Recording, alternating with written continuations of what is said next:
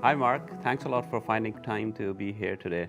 Thanks, Asif. It's great to be able to chat. So, tell me a little bit about yourself. How long you have been at Cisco? I've been at Cisco since July of 1996 when we acquired the company, another public company that I was general counsel of, a company called Stratacom. How has the role changed, Mark, over years around GC? And let's talk about general counsel first. Before I know you wear a couple of hats, but for the general counsel, how has that role changed? I've been a public company general counsel in the Valley. I'm in my 30th year now, since 1988, at three different companies. A company called Maxtor, and then at Stratacom, which was acquired by Cisco, and now at Cisco for 21 years.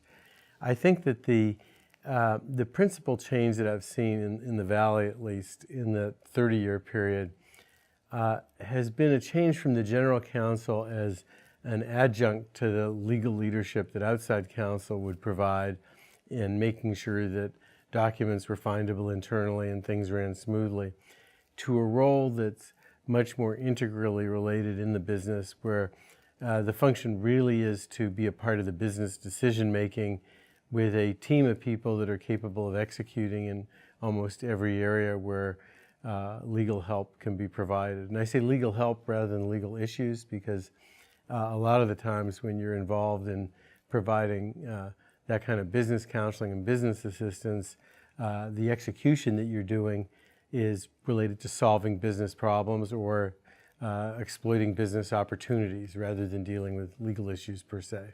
And now you also have the second role that you wear, which is the Chief Compliance Officer. What I have seen, Mark, is that over, I would say, the past 6-7 years, that role has become a very integral part of no matter in all the corporations. How do you see that role?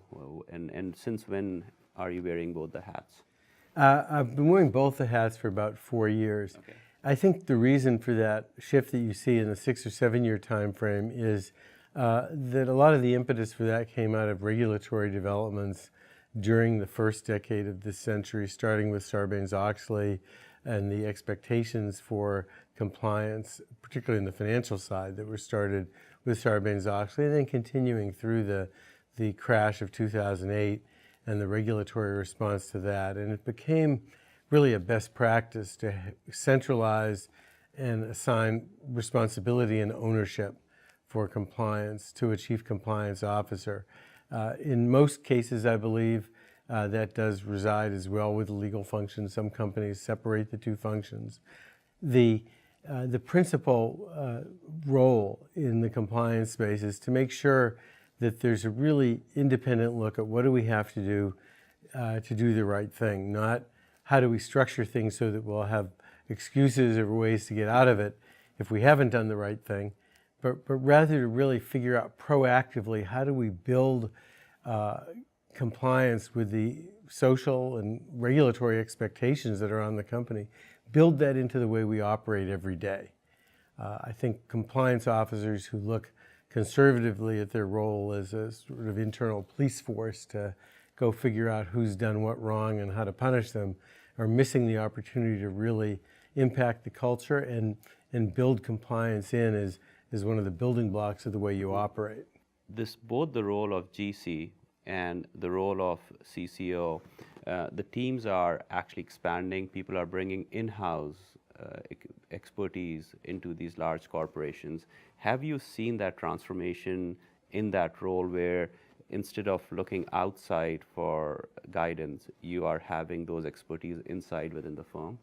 Well, I've always had a belief, in 15 years that I've been general counsel at Cisco, that the fundamental thing we need to do is figure out what we're going to do best internally and needs to be done internally, and what we should look to outside partners to do because they can do it more efficiently and regularly than we can. So that's a constant question of resource allocation. And for me, that really hasn't changed in the last 15 or 16 years. I've always looked to things that are core to our competitive advantage in the marketplace, that are essential to our ability to design, build, and sell our products, as things that we really should do internally with people who know the company, know their way around, and so forth. Things that are dealing with particular opportunities or issues that are one-offs, as it were, a particular piece of litigation dealing with a large HR issue that's unlikely to arise again. Setting up M&A systems, for instance, it makes a lot of sense to work with outside partners to undertake the principal role on that.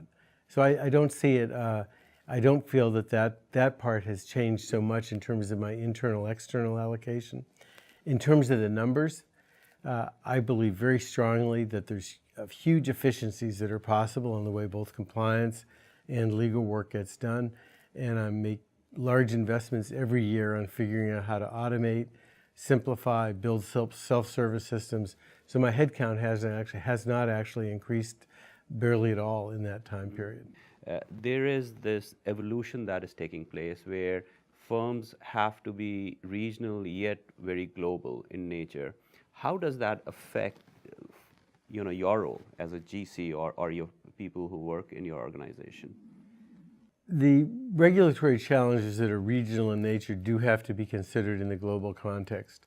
And you mentioned GDPR, and that's an area where we're making a large investment in making sure that come May of 2018, when GDPR takes effect, that we will be in a position to say we are compliant. We're already building compliance with our binding corporate rules that we've put in place to facilitate data transfers with the EU, just as one example. But we run a global business. We manufacture globally. We sell globally. But our products need to be able to meet local requirements. And there's a variety of certification, other requirements, particularly in an area like security, where countries have a deep national interest in making sure that their sovereignty is respected and that they can offer their citizens the kind of protection that they want in having solutions that may not be the same every place.